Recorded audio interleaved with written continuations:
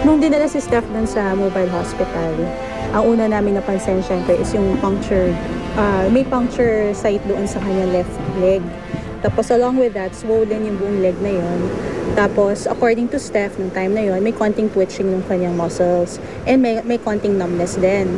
So if we follow yung protocol natin kasi for a suspected snake bite, tapos it happened on land, hindi natin na-detect kung ano talagang species yon, we would treat it as if it were the Philippine cobra. Kasi yun yung pinaka-significant sa country natin. So that's when we decided immediately to give her a vial of antivenin through IV. Ang fear ko talaga is yung game. Alam ko naman kasi sa akin, kaya ko eh. Kung mamatay ako sa snake bite, malamang hindi ko kinaya. Pero yung time na yon, ang iniisip ko lang talaga, mas kaya kong maglaro sa game kaysa sa umupo sa isang ospital.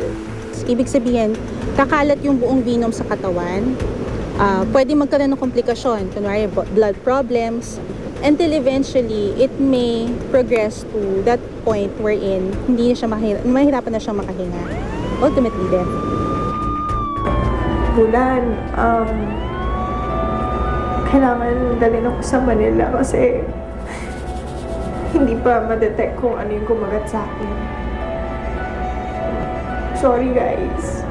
Alam niyo naman na ayoko pa mawala sa survivor.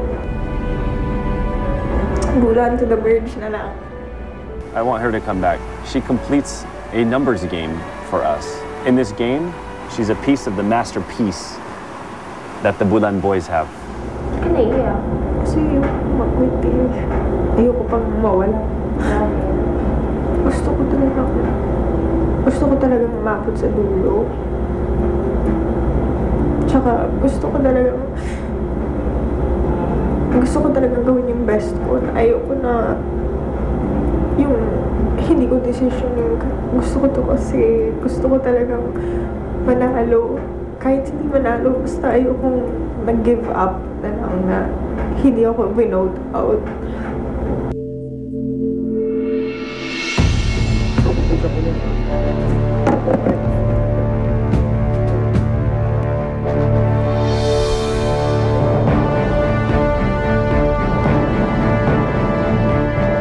Dapat kasi mabilis tayo eh. Gusto nga natin siya dalhin sa isang hospital na definitive sa Manila, and the fastest way to do that is kung ililipat natin si Steph.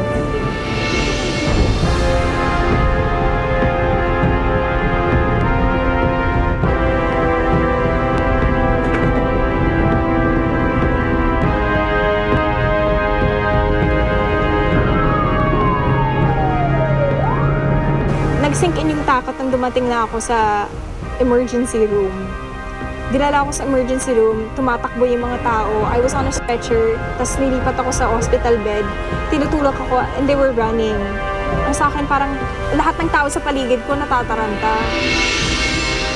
Pagdating ni Steph sa hospital, we ordered for several blood tests para ma-confirm or at least give us an idea kung ano yung klase ng snake. It was Philippine cobra.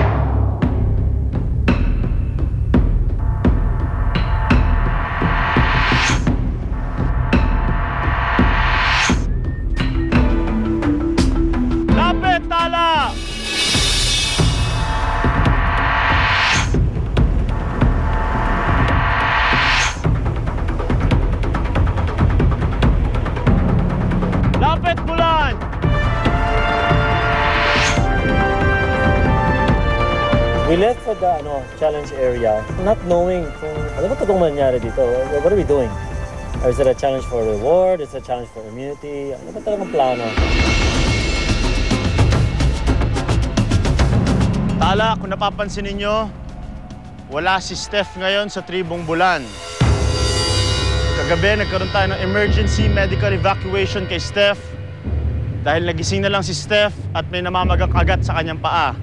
Stable na raw ang kalagayan ni Steph at nag-subside na raw ang pamamaga sa kanyang paa. Pero hindi pa rin alam ng doktor kung maaari pa siyang maglaro ng survivor.